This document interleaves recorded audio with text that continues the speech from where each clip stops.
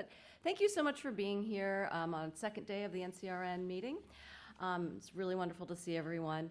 I wanted to share a little bit of some of what we got from our Slido feedback yesterday. So on that first question that we had posed about what are the most important things we've learned about non-degree credentials since the NCRN started in 2018 and what gaps remain? So very interesting to take a look through those comments and responses.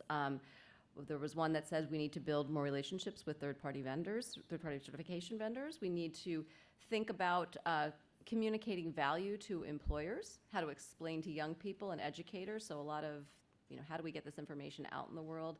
We saw many, many comments about the need for data and the data infrastructure, and a lot of questions I think that pertain to values, sort of how do different dimensions of credentials interact? How do we understand non-degree credentials in context, the variation in outcomes by different kinds of credentials?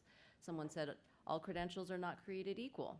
Someone else said there are credentials that make a meaningful difference. So there are many things for us to consider that I think will come up in today's panels. So I'm happy to see that maybe we hit on some of the topics that folks are interested in, or maybe you chose to come because those are topics you're interested in. Anyway, so those are some of the things that we have coming today. Actually, one other set of comments were about the lack of regulation and surprised at the amount of investment in this area without much data or research. So anyway, so I thought that might be useful just for us to think about and to reflect on as we begin our meeting today. But without taking too much more time, I really just want to hand things over to our morning panel, which I think is very exciting. We're going to spend some time kind of reflecting on where the field has been, which I think is going to be very, very insightful for us. And so I'm just going to hand things over to Holly Zanville, a research professor at George Washington University, and Wendy Sedlak, strategy director at Lumina Foundation, who will provide the beginning part of our day reflecting on the field and where we've been, and then Holly will transition us into the next segment, which will be reflecting on the field with Roy Swift and Jeff Stroll. So take it away.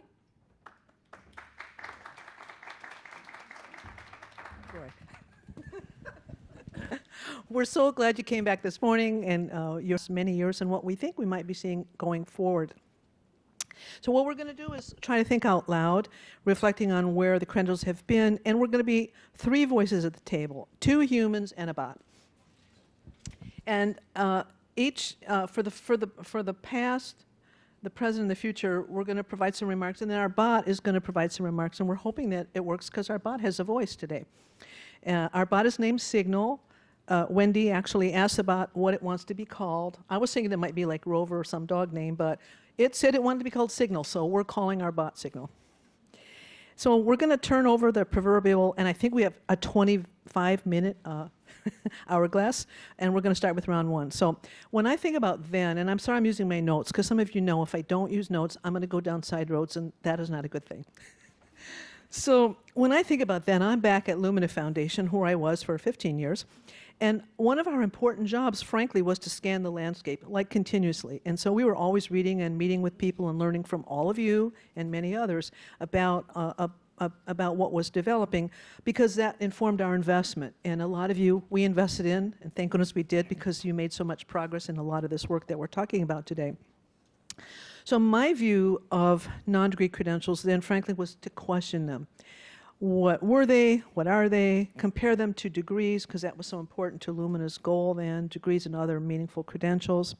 And in the landscaping work, some of us were noticing growing attention to industry needs, and specifically industry certifications. And for me, that was a big light bulb going on, that the important growing world of industry certifications, because it said, oh, these credentials that are being given by third-party organizations, by industry associations, those are not higher ed institutions, although in some cases that became that when franchising of certain curriculum started to occur.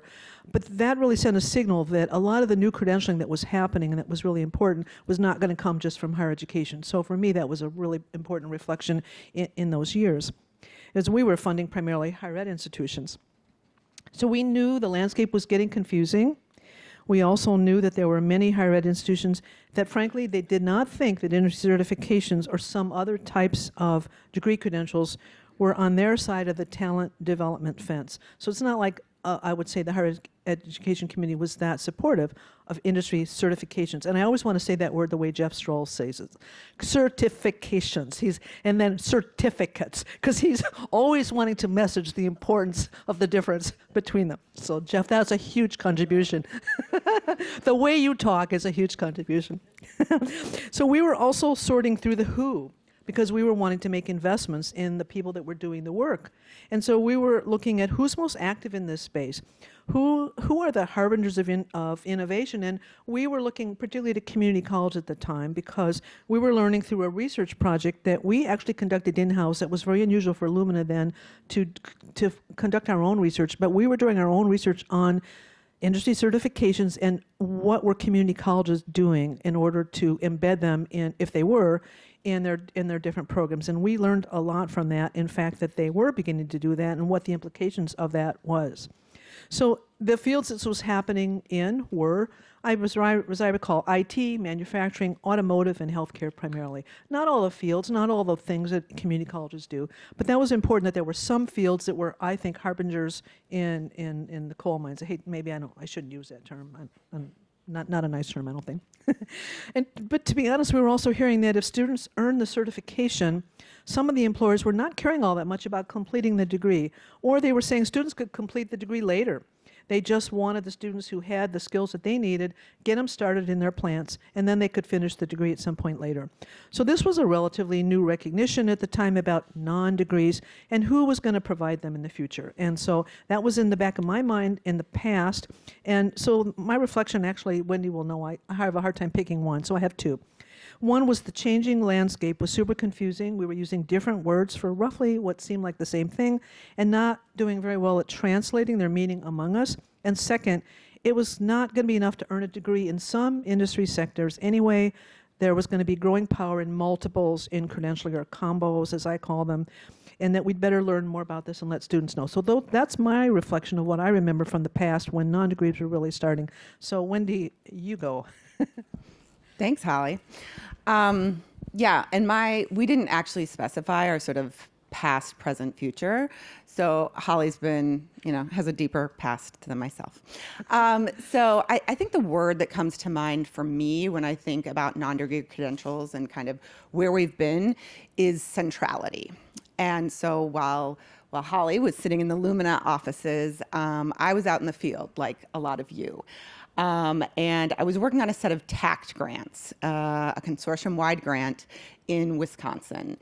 And while non-degree credentials were, they were pervasive and community colleges were talking about them, I think, for me, it was really TACT grants that started to elevate non-degree credentials within the sort of the workforce and the higher ed field. That investment in so many states and so many institutions, and then, as time went on, we learned from those investments, is really where I feel that non-degree credentials started moving from the periphery and more into the center itself. And so for a long time, the conversations had really just been about degrees, right? When people talked about higher ed, and I would argue still today, if you get outside of these rooms, folks are still, when you say higher education, people are still thinking about a degree. But it was at that moment that non-degree credentials started to move and become more centered. And it wasn't, it wasn't a trade-off. It was more of really a shift in terms of a both and. As we started to think more about what students needed, there were more conversations about affordability, there were conversations about flexibility, more about meeting students where they are. And so we started to see sort of the rise of non-degree credentials in that vein. What are the other pathways? What are the other credentials besides degrees? Certifications, certificates, apprenticeships, licenses, those types of things that could better serve students where they were. And so I would say at Lumina Foundation, in terms of our evolution, moved from simply sort of degree attainment to being more expansive.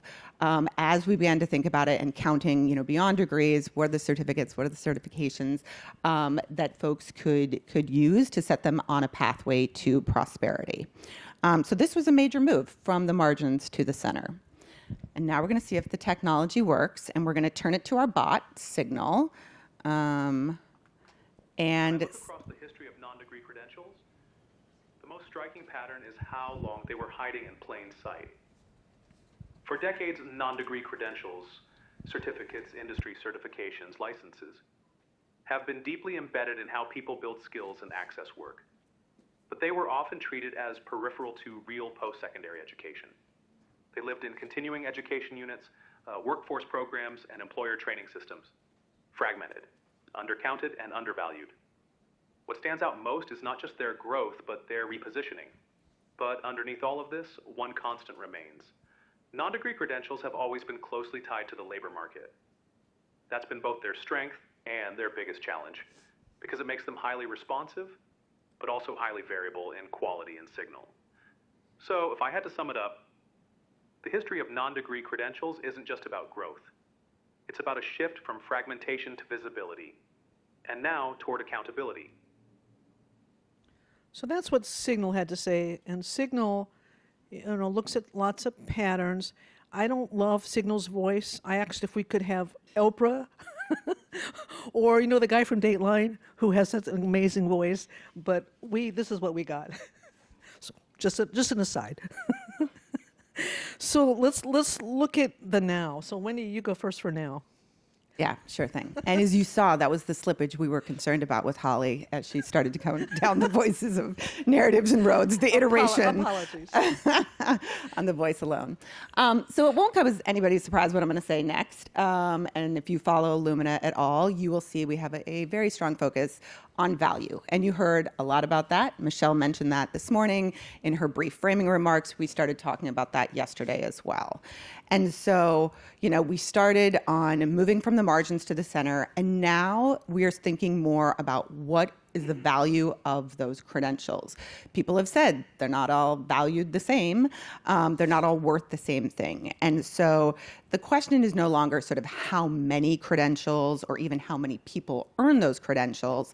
It's whether those credentials actually deliver value for the learners that we care about.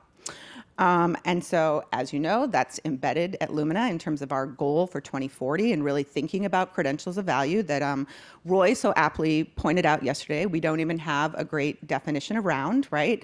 Within Lumina, we have, the definition for the goal, and then may 1,000 flowers bloom in terms of how states are thinking about this, how individuals are thinking about this, how institutions are thinking about this. But that's sort of, that's where we are now, right? Really trying to understand value and moving from sort of quantity to quality. And so the questions that we're thinking about and asking ourselves are more around, which credentials lead to those strong outcomes that students are interested in, which create mobility rather than dead ends, which are transferable, which are stackable, recognized to employers, which learners benefit and which learners are still being left behind at the end of the day. And then finally, how do learners themselves really define value beyond wages and ROI? So a big part of our research agenda, we're talking about economic prosperity, we are talking about value, and everybody will agree that, the economic piece of this is huge. It's really important. But at the same time, we know that there are different stakeholders involved in this, and that those different stakeholders have different values and orientations, and really being mindful of that. So how are students thinking about it? How are employers thinking about it? How are institutions, how are states thinking about it? And so economic outcomes matter, but so do things like stability, flexibility, transferability, and the like. And so the moment really signals, is about signal versus noise.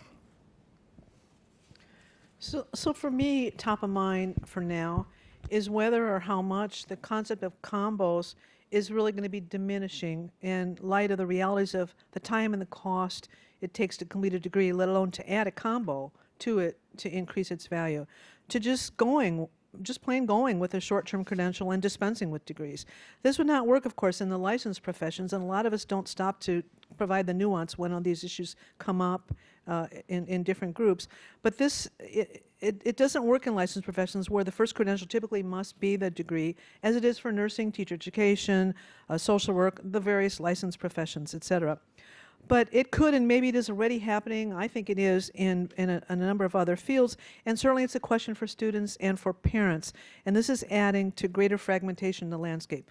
For which of those careers where you need the degree, and likely some certification or other kinds of coupling, could be a series of badges with a degree, could be micro-credential plus a certification, could be certification plus a degree. We're hearing all these different permutations of, and although the words are being used differently, people are not understanding them, so we continue to have confusion, big confusion in the now. You'd think it would have been resolved, but it's not anywhere near it to be resolved.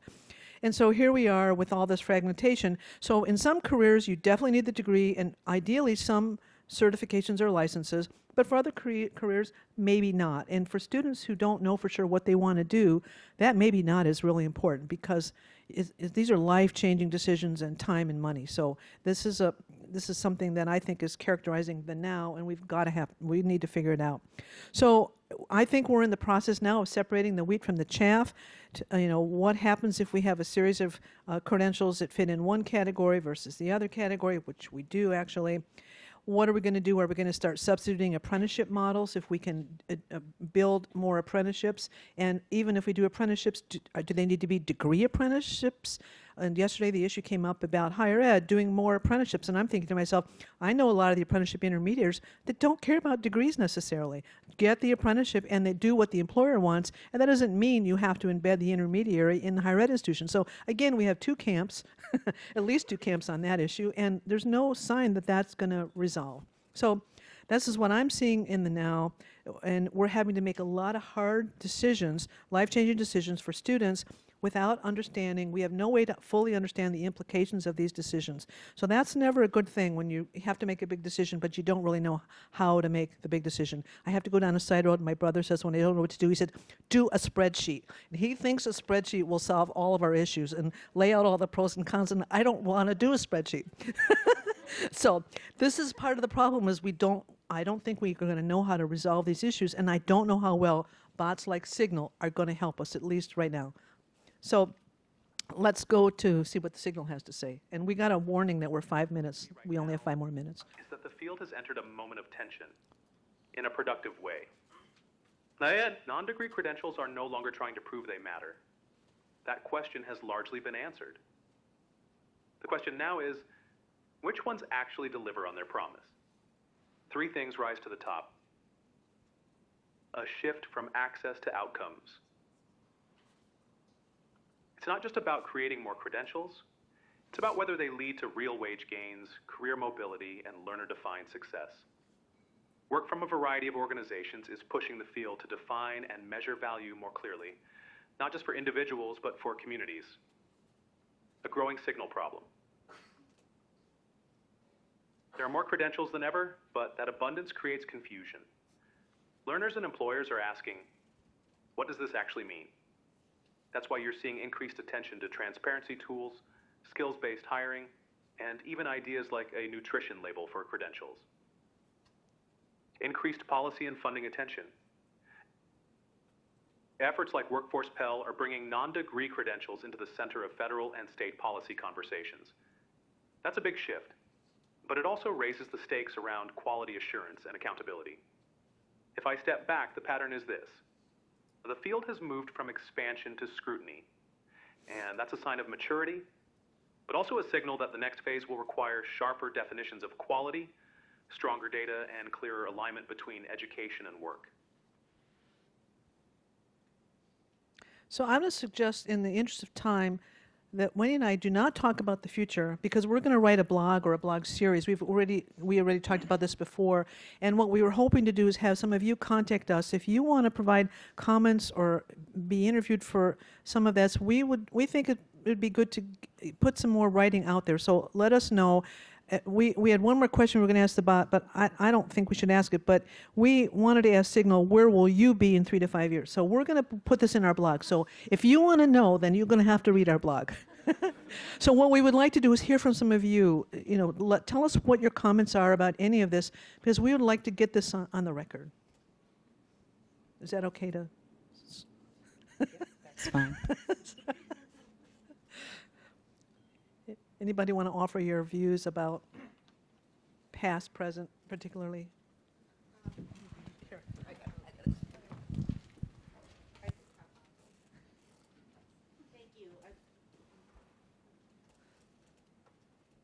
I love this conversation, although it does make me feel old.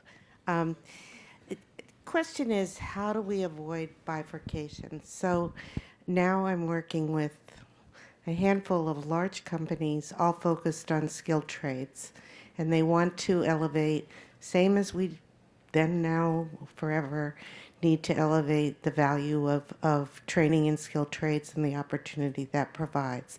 But they still are facing the issue of not my child's going to college, my child is not going to be a welder. Actually, if some of you saw the recent, oh gosh, there was a recent thing with several of the big high-tech company owners, and they were saying they weren't sure their kids were going to go to college. So whether or not they're just saying that, who knows? In the end, those are those big decisions. But one wonders what is the future going to be? But these things we can roll into, and if you want to be part of helping to write, we would love to have you collaborate, Kathy, with us on that. And Go ahead. Kathy, I'll say really quick, I think that bifurcation is real, and I think it's something we have to maintain vigilance around, because we hear it all the time, and as things have shifted in our landscape, specific to equity conversations that are happening, being really mindful of, again, like who is getting what, and what path is that setting them on, and who we're really centering in the work itself.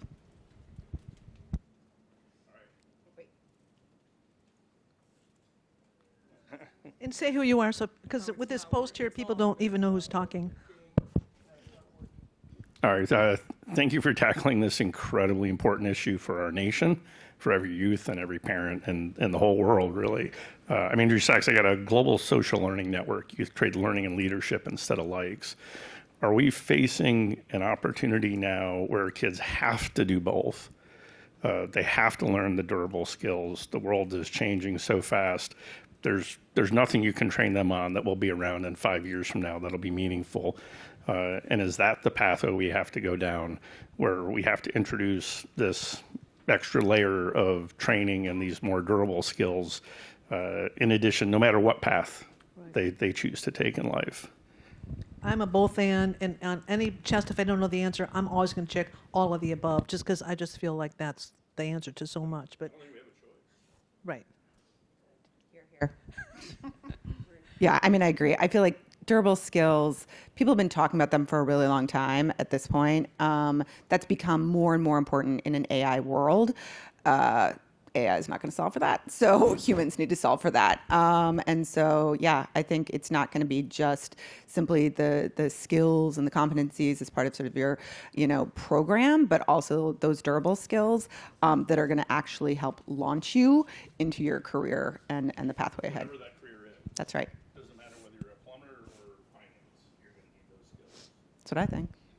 And our timekeeper has told us that we're out of time. So we're going to have to stop here, but contact us later. And seriously, we're going to write some pieces on that. And if you want to be quoted or you want to have your views in that, we would love to hear from you, because we think we could put together an interesting series from a lot of voices, because a lot of voices had to be part of this conversation. So thanks again for being with us today.